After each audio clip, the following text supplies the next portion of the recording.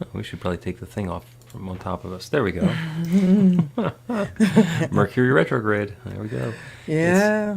It's Bill and Carol. And this is the Practical Prayer Podcast pre-show on New Thought Media Network. Hey, hey. Hey. I'm going to start the actual recording of the podcast in a few minutes.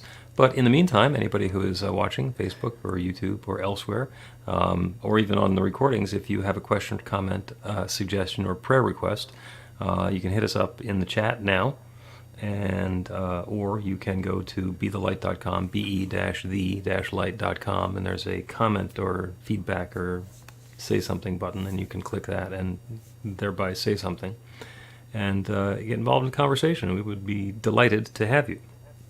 Not that we seem to have run out of anything to talk about in 102 episodes. Never. I claim. I always think it's like something new, and then you'll hit me with, well, it's all just one thing. Well, yeah. I mean, you can look at a forest and think that each tree is something special, and it is, but it's still a forest. All right. I'm still trying to... I'm still looking at each tree, I think that I keep saying I'm new kid on the block, and somebody asked me, how long are you going to keep saying that? Probably till it's all over, because that positions you to be a learner. I'm all about and that. Also you spent an awful long time getting very, very comfortable on the old block. Yeah. Which, people don't understand what change means and what it takes to make a change, which probably should have been the subject for this week, actually, because that's another thing that is really important. Change And what it takes, the energy that it takes to make changes. It doesn't happen just because you want it to. I mean, that might be the start of it. I'm thinking about change the way you think. It changes your life. But changing the way you is not simply just, oh, well, okay, I'm not looking at it like this. I'm looking at it like that. In between, you come into a lot of oppositions and things that make you question and wonder, is this change really what I'm thinking? It's not that simple. No, it is not that simple. Actually, it's simple. It's just not easy. Okay. When you want to change something, you change your mind and change your thinking and you do something different. But then all the old thinking continues happening and the old stuff is still there. So then there's a cleanup job and a demolition job to do before you can get to the new stuff. And it's going to be a while before you can relax into that new life. Yeah. And so many things, you run into so many questions and you begin to question yourself. And so I've gotten past so much of that, but I always protect my mind because I understand that it's, born again is one thing. Born the first time and then born again is another thing. I mean, that's a whole nother subject one day. Yep. Look at that. Yep. Yep. So you want to start the podcast? Yeah, let's go. Okay, usually we take a little while longer before we get to it, but let us get underway, and I'm sort of vamping until I find the little video clip I'm going to play, which will happen right now. A practical prayer is a prayer that works. These discussions between Reverend Bill Marchiony and Carol Lawrence dive into the details of how it works and how to work it. Reverend Bill is a New Thought minister and the author of Practical Prayer for Real Results. Your new life begins with a new thought. Carol Lawrence is on a spiritual quest, finding the New Thought teaching after decades on the pulpit in 3 different traditional denominations. I've got some questions. Together, they're exploring the philosophy and activities that come together from many of the world's religions to create the practical spirituality that is New Thought.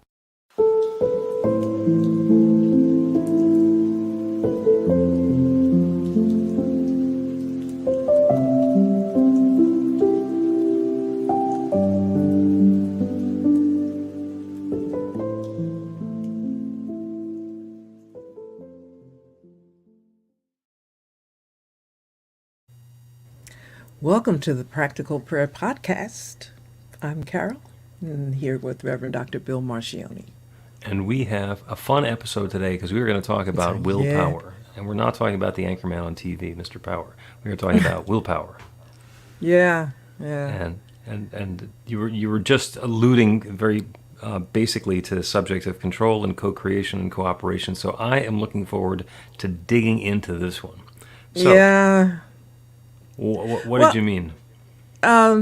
So we think that willpower is something that you apply to something, and if you can and hold it long enough, it's going to make whatever you want happen. That's without any of the new thought principles and anything goes with it. It's just willpower. And then what happens when your willpower doesn't work? When it's whatever you're trying to make happen, which is another word for manifesting on this side of the street. What happens when that, is there something wrong with your will, or is it a principle that does not work? And I think the concept of willpower trivializes. If you're just saying, I want this to happen and I'm going to focus, we make a decision, we set an intention, and of course your will is a part of that, but I think it's a lot of other things that go along with it that we need to be willing to cooperate with in order to make that thing happen, that manifestation happen. And, we kind of talked about it off camera or, before the show, that things just don't happen. It's not that simple. Well, would you say it's simple but not easy? It's simple, but it's not easy. Yeah. The interesting thing about willpower is, I'm not going to talk about willpower. I'm going to talk about optical illusions. So you go to the pool and they have one of those the vacuums or the brushes, and the pole goes into the water and goes down directly to the brush. But if you're looking at it, it looks like the thing bends at the surface of the water. Mm-hmm. And the optical illusion is because there's a change in the density, and that's the focus. It makes it look like it's bent. It's not bent. It doesn't matter how obvious it is to anybody who's looking at it that it's bent. It's not bent. Mm-hmm. Same thing when you sit in your car and you look in the mirrors and you don't see anything or anybody around you. There are blind spots, and there can be things in the blind spot. Mm-hmm. And our senses can play tricks on us by having stuff appear and disappear, just because that's the nature of our senses. And the reason that I bring that up is because willpower does not work. We don't manifest or create anything in our life experience using willpower. However, there is a fabulous illusion that goes on when we use willpower, and it actually sometimes works. And the reason it sometimes works is because it is activating the creative power that creates everything, even though it might be somewhat inadvertent. I'll explain. So I'm going to start by going over very briefly the notion in New Thought that there is one creative power that creates everything. The source, creator, God, spirit, nature, Big Bang. In the beginning there was darkness and void and God. It all started with the one. And everything that exists is the one taking new form. And it is all following a very specific and rigorous set of natural laws. There are not exceptions to natural laws. It's not like somebody's going to vote themselves out of gravity. It just doesn't happen. The principles are always in operation.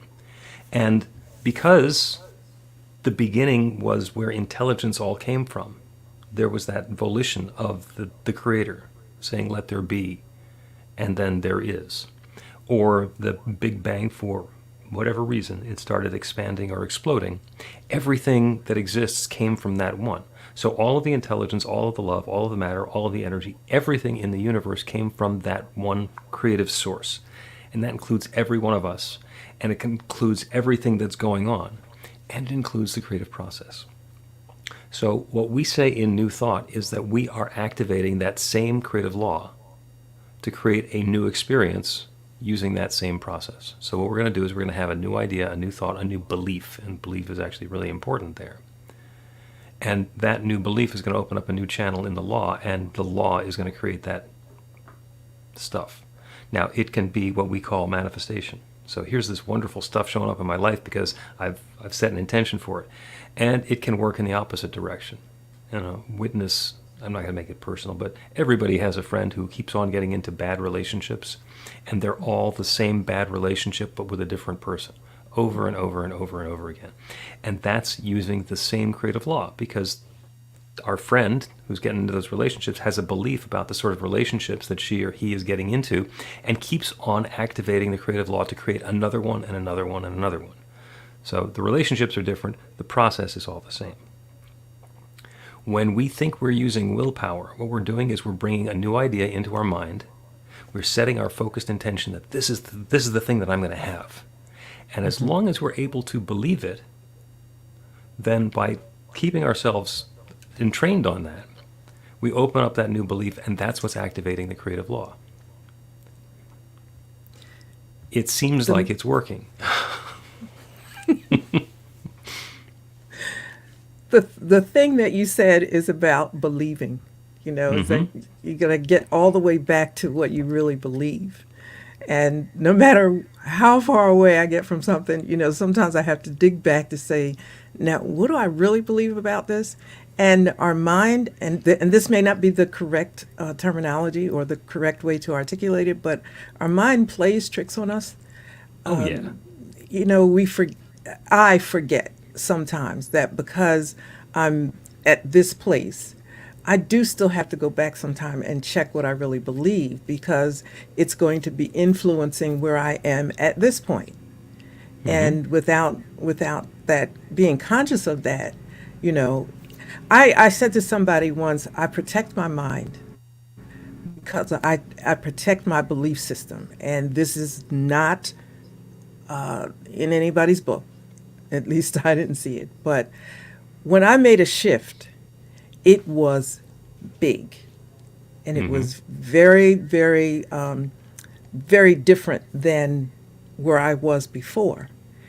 And I have to make sure as I go along, I keep checking what I believe, because those beliefs have come, they're still with me.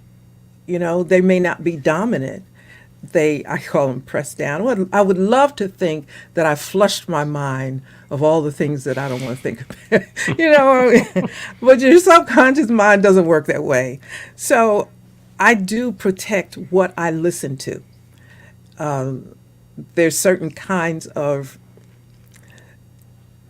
audio and coming from certain places that I don't listen to anymore. It's not that I don't dislike the people or, think that they're bad or anything like that, but it challenges where I want to go. And in terms of will, I think willpower kind of, for me, ends right there, because I want to do this, but I have to be careful and make sure that I kind of check with my will, if that makes sense. Is this matching what I want? And I don't struggle really as nearly as much as I did, but I really keep in mind that there may be a lifelong issue there, that certain times I have to just take a minute to check and see what I really believe.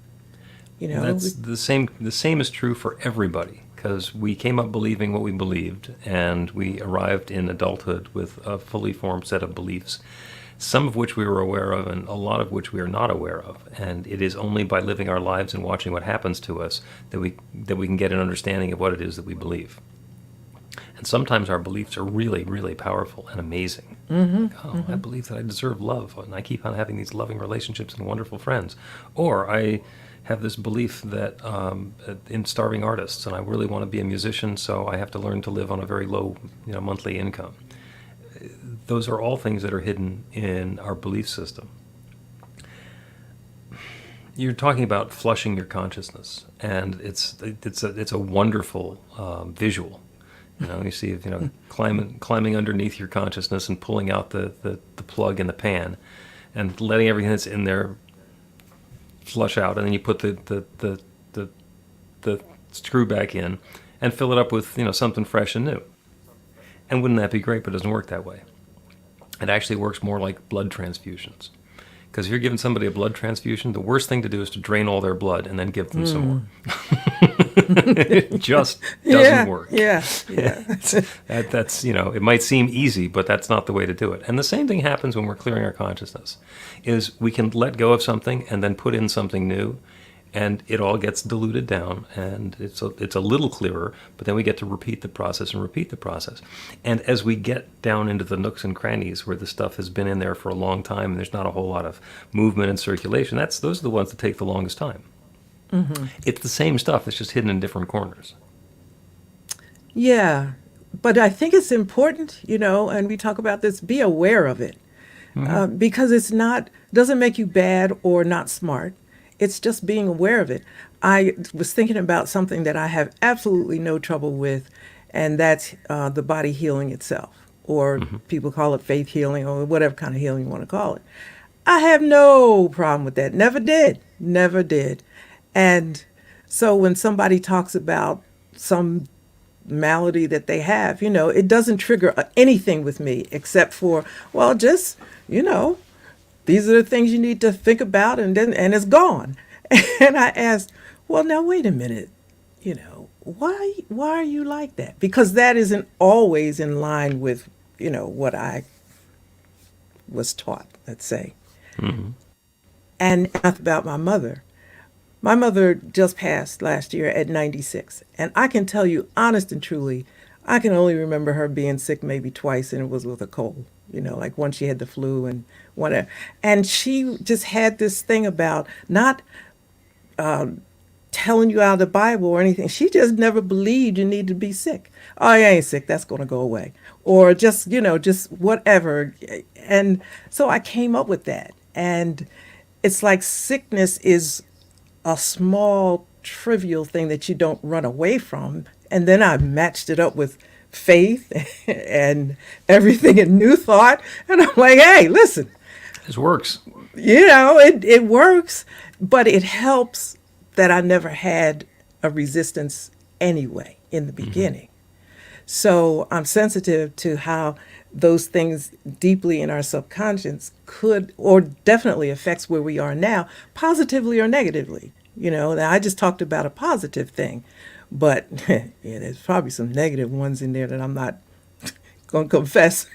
Do we all know somebody who's always getting sick with something different all the time? Yes. Same thing. Yes. Same thing, having a different belief that's implanted and becomes active. And, it's not like there's something wrong with them. It's just that that's what they're believing. And somebody popped into my mind, sweetest person. But I'm like, before I am in their presence, I have to remind myself that they're going to bring this. They're going to bring this. And don't, I don't preach to them or say what you ought to think, but I protect myself against those things that I don't want to affect where I'm going. Because I think I'm still building, I'm still building the believing that releasing. That's what I do sometimes. I say, Spirit, okay, listen, release this part. I know I've probably been holding you back. So release this piece of energy or thought that I need.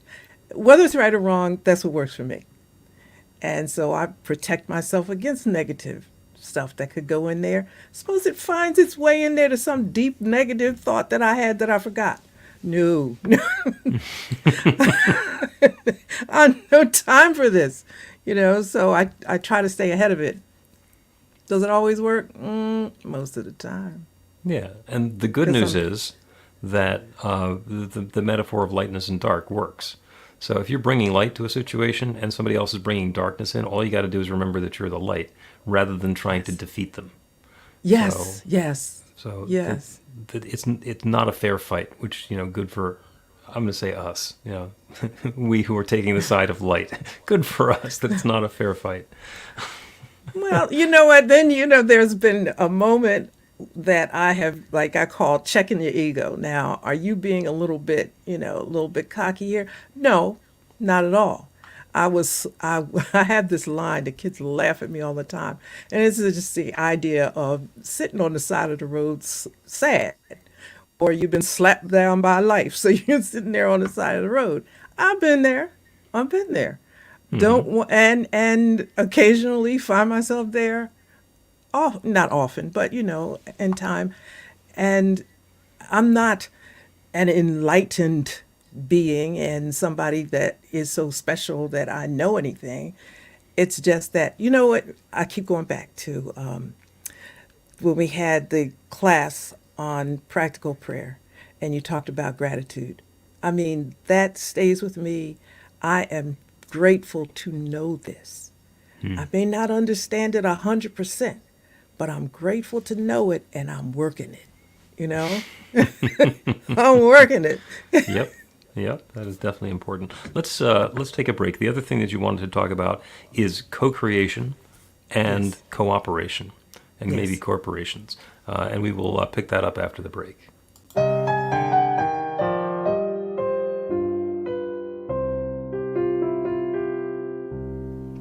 Are you ready to get results? Now, that's not a rhetorical question. Are you ready to get results? RUR2GR. That's actually the abbreviation for the steps in a practical prayer: recognition, unification, realization, gratitude, and release, with a couple of extra steps in there in case some doubt creeps in along the way. RUR2GR. This class is about the prayer technique that's common to all of the spiritual practices and religions in the most effective prayers that they have. And by effective, I mean that the prayer works. It actually creates a change in the experience of the person doing the prayer. It gets a result. We're going to begin with theory, and then we're going to take it into practice. By the end of the class, you will have your very own practical prayer that will help create transformation in your life.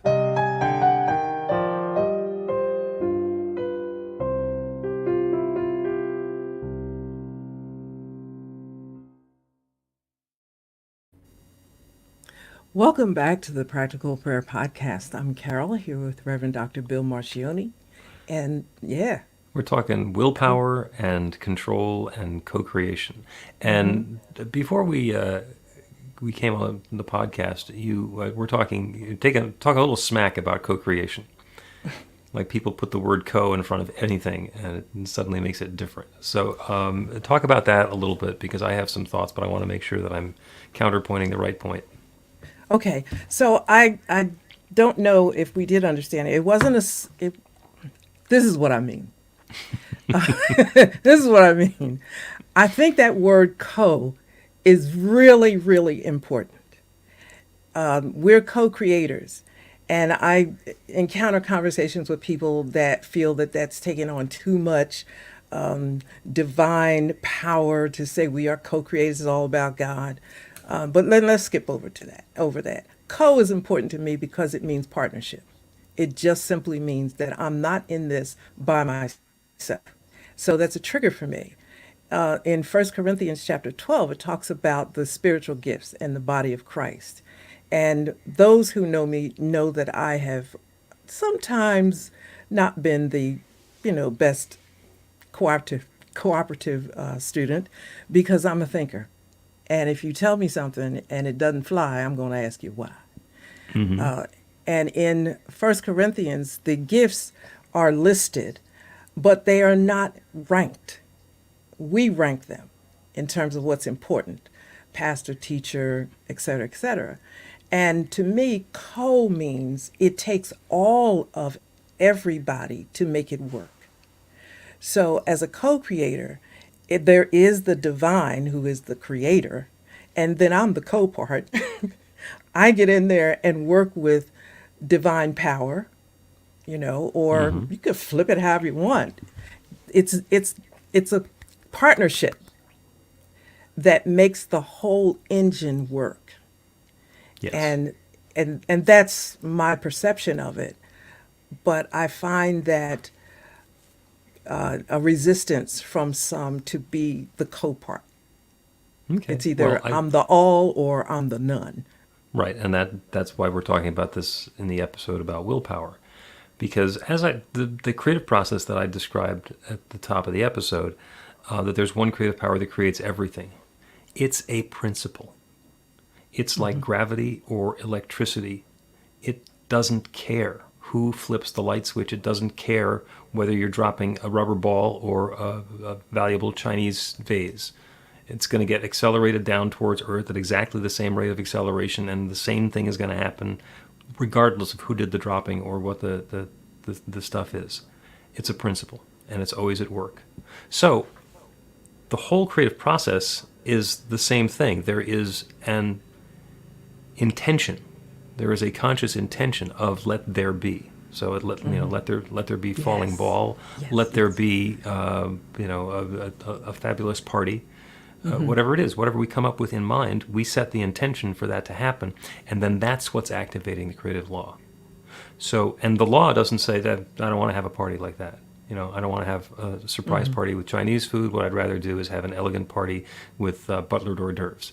The law is not going to argue. When we set the intention, the law responds.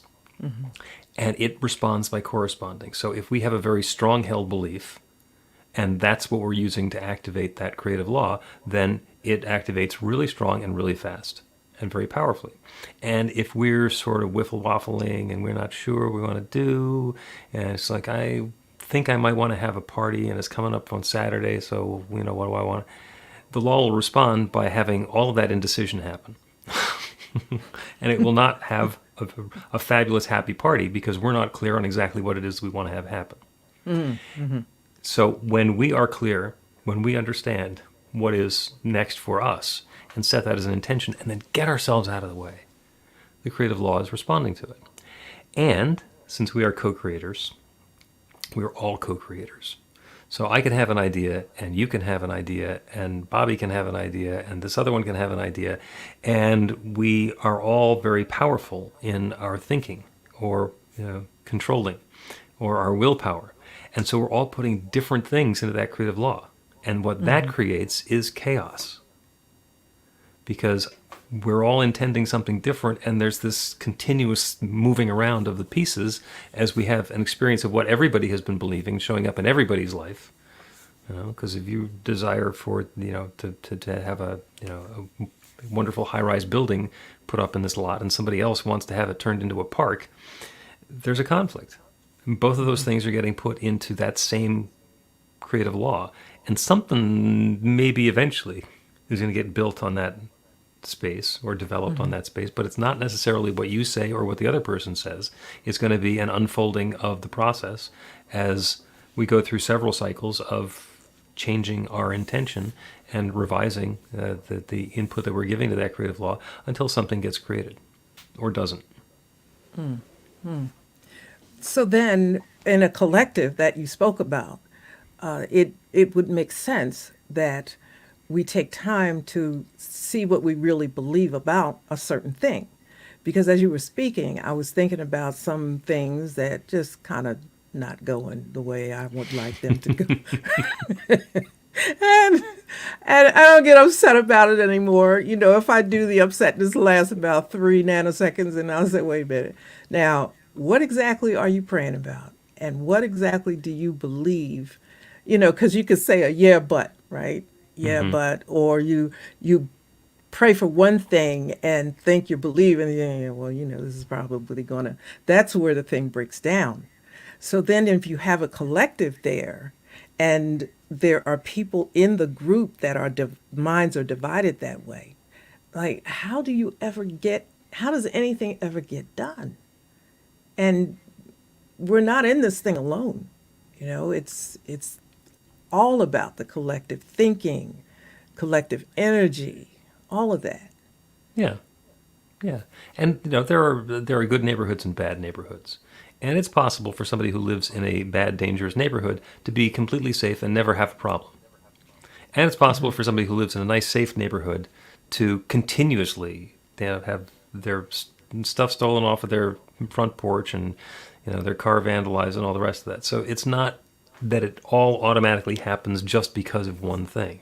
There's a lot of consciousness that goes on that's individual to us, and it fits into a much greater fabric. So when we talk about cooperation, when we're having opinions and desires that are completely at odds with each other, then what's going to come about is a conflict. And we get to work out our conflict before anything gets created. And sometimes there's a power play because there's somebody it's what they say is what's going to be activating the process because they've got, everyone believes that they're in a position of decision making. And then you get to have a discussion about maybe they shouldn't be in that position. And that's how we jockey for position. And that is very much something that happens in the world. But there is one creative power that's creating everything, and it is responding to conscious intention. And when the clarity comes in the conscious intention, the stuff shows up. And the powerful thing is that it is much less likely that we're going to be able to create a particular event or situation or experience than to be able to create an environment for that sort of thing, or for the space where we're going to be able to have the feeling of whatever that good thing is that we wanted.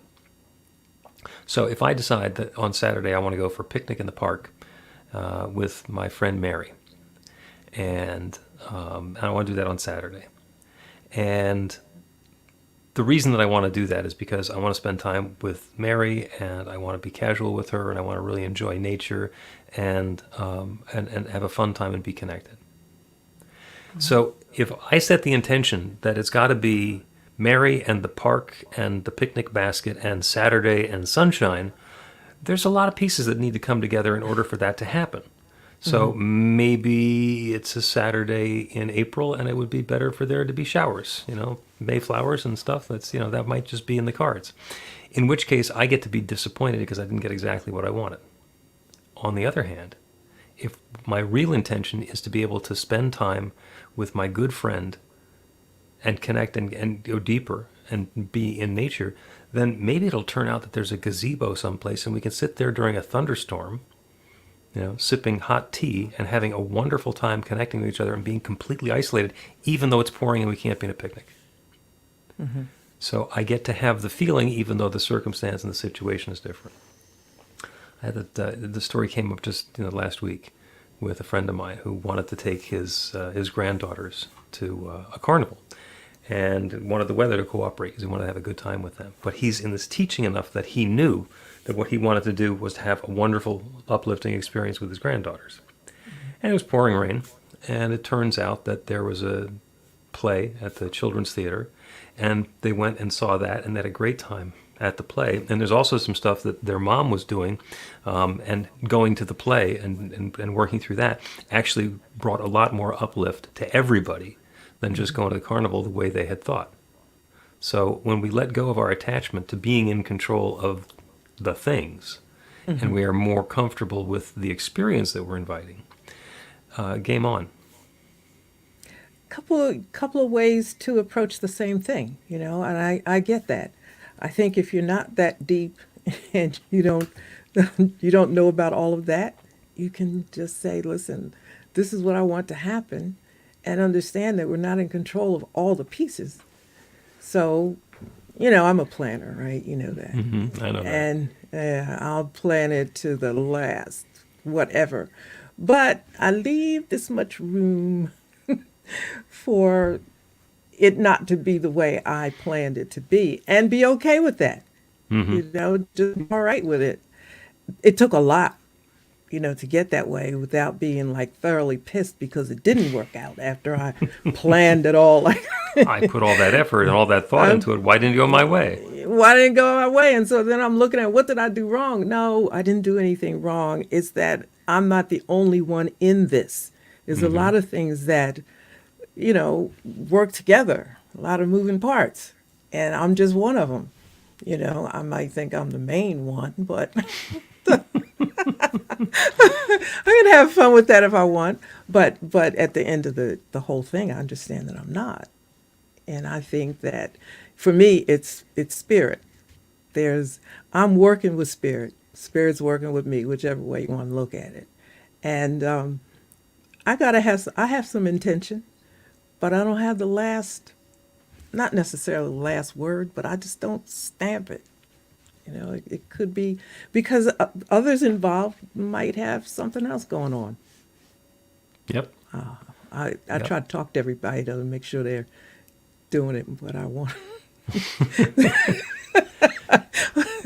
Look, if you've been a pastor in these denominations that are big and all, hierarchical, you have 3 meetings about the meetings, about the meetings, about the meetings. So by the time you get to the main meeting, you pretty much know everybody's going to be doing what you intend.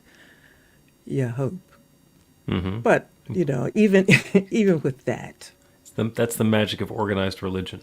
And the refreshing thing about New Thought is that we are not organized religion. We're trying. But we're just not. I'm But is that something to aspire to? I don't think so. I don't think so either. And there's a great saying that I think sums it all up, which is that we get to let go of the how and open to the wow. And when we put aside the need for the details to be this way, then something that's so much more spectacular than we would have planned happens, then we not only get to enjoy it, but we can, after the fact, maybe pat ourselves on the back and take credit for it. Yeah. It's you know what, I am painfully slow in making decisions now, and I've always been that way. I'm going to think it through like a dozen different times, a dozen different ways, but then it's stepping back and saying, you know what, look at the possibilities here. I'll try to make a decision against what I might think are negative possibilities. So that's what I think co-creating is. You're in it. You're in the game. There are things for us to do, but what is that next divine right step? What is that right thing for us to do? And Psalm says the steps of a good person are ordered by the Lord or law. Are, it's the divine is in there somewhere. Mm-hmm. Yeah. Divine is in there everywhere. Let's take another break and then a prayer on opening to new possibilities and the wow. Learn to put practical prayer to work in your life. The steps are simple to learn and let you begin to get real results to create the life of your dreams immediately. Reverend Bill Marchiony's widely acclaimed book, Practical Prayer for Real Results, gives you a clear summary of the New Thought principles behind practical prayer and the series of easy-to-understand steps found in the most effective prayers from religions and spiritual practices all over the world and throughout history.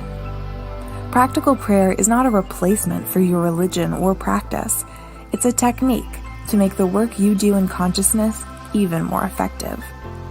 The book includes 40 prayers on various topics that you can adapt as needed and use as your own.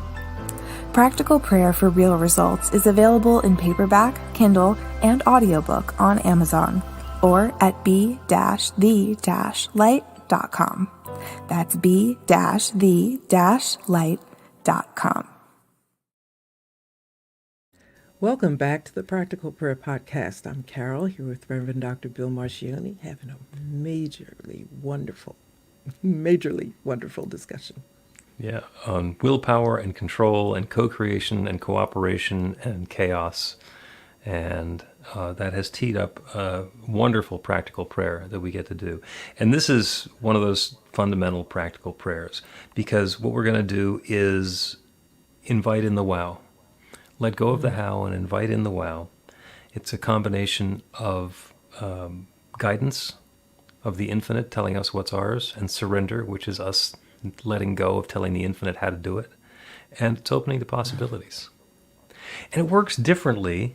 The process works the same for everybody, but the experiences that we have are different. Everyone gets to have our own experience. Because when we're creating some new wow, my wow can be different than Carol's wow, than somebody else's wow. So what we get to do is turn away from the details and the specifics in the world around us. That's the experience that it has been up until now. We get to close our eyes to that, not to pretend that it doesn't exist, but simply so that we can turn and open to some new possibility. There is a grander possibility than everything we've experienced up until now. That infinite creative power that creates everything, that has created the galaxies and the stars and the planets and the particles and the people and the places and every moment, everything that has ever existed, everything that exists now, and everything that is yet to be, is that one presence taking its own particular form. We are all that divine God stuff, right here and right now. And as we acknowledge that that's the truth of what we are, as we open to the possibilities that that creative law brings into our experience, as we let go of our need to control, as we surrender the willpower activities that we've done where we might have tried to muscle things into position, as we let go of that as we become more fully present and aware of that divine creative power, we can invite in the guidance. That infinite creative intelligence, the one that creates everything, that divine intelligence that knows everything, that one mind, which is the mind with which we think. We are each individualizations of that one. So the mind that we're thinking with is our experience of the infinite mind. And what's known anywhere can be known everywhere, can be known to us, and that guidance is available.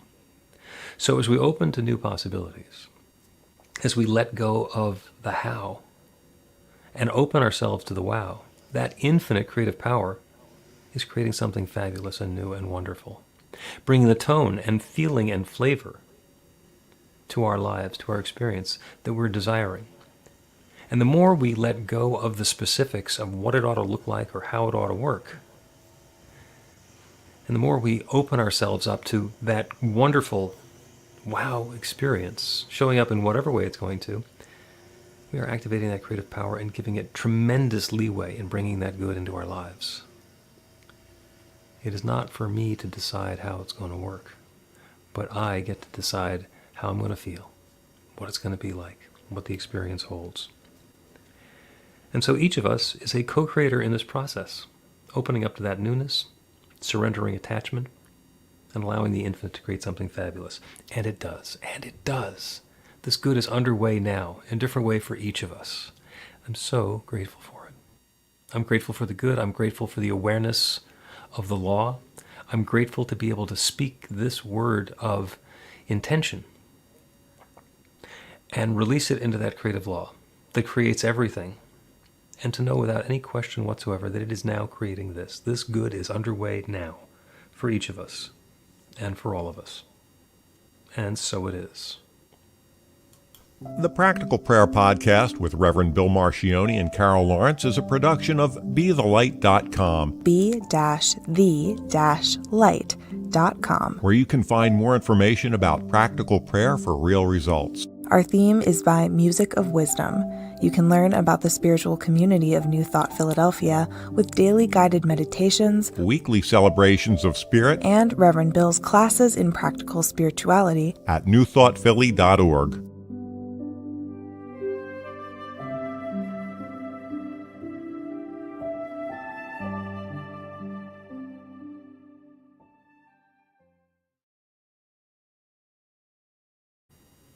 Fun again.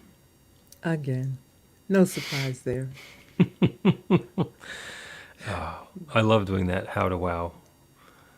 Let go of the how Yeah. and open to the wow. That's Never just- never thought about it until you said it like that, and Shay wrote in the comments about infinite possibilities, and I thought about when I first encountered that concept, infinite possibilities. Now, on the other side of the street, the language is all things are possible with God, as long as it's not this, or this.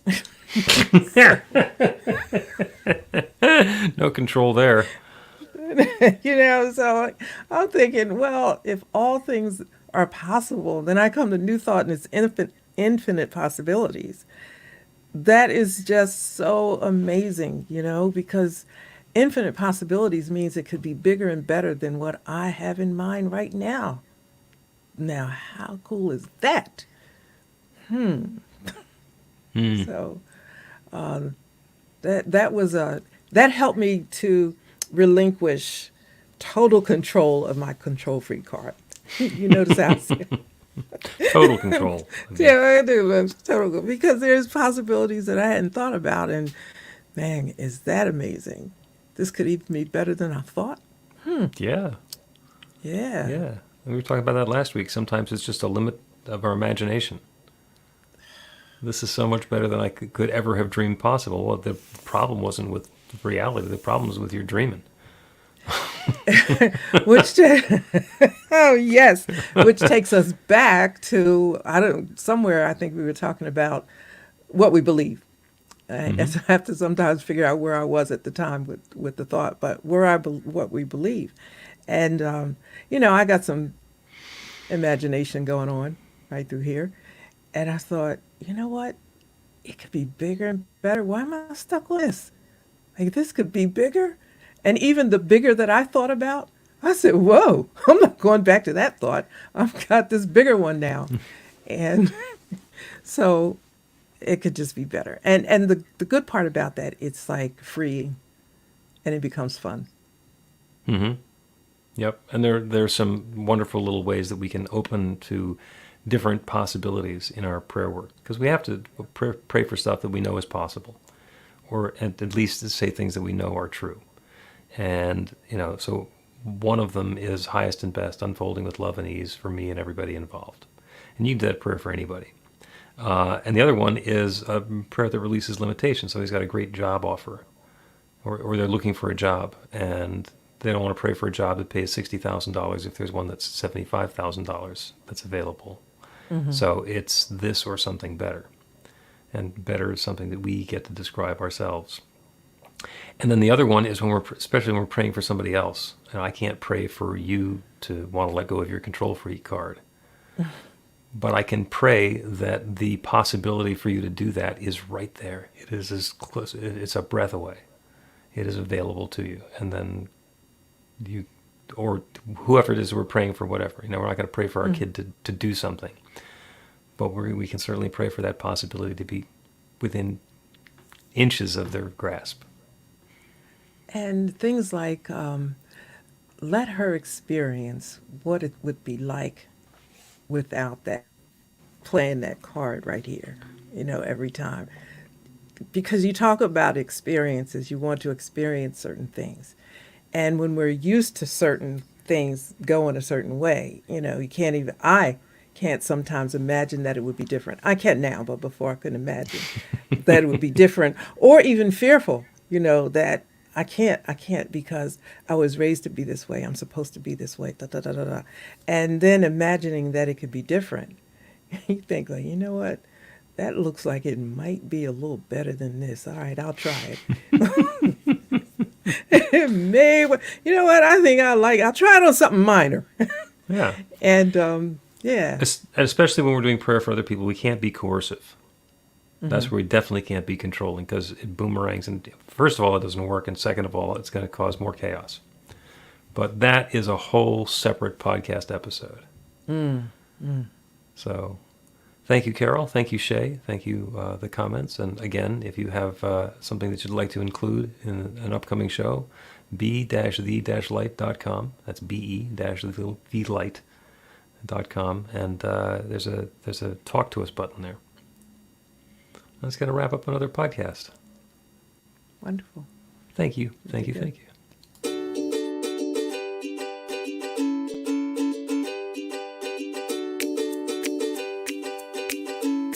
Thank you, Center for Spiritual Living Denver, for your continued support. Thank you, Center for Spiritual Living Midtown Atlanta, for your monthly contribution. Thank you, Center for Spiritual Living North Jersey, for your monthly contribution. And please help us welcome Om Center for Spiritual Living in La Mesa, California. Thank you for your monthly donation. Thank you, Center for Spiritual Living Seattle, for your most generous donation. And a special thanks to Hefferlin Foundation for your generous technology grant.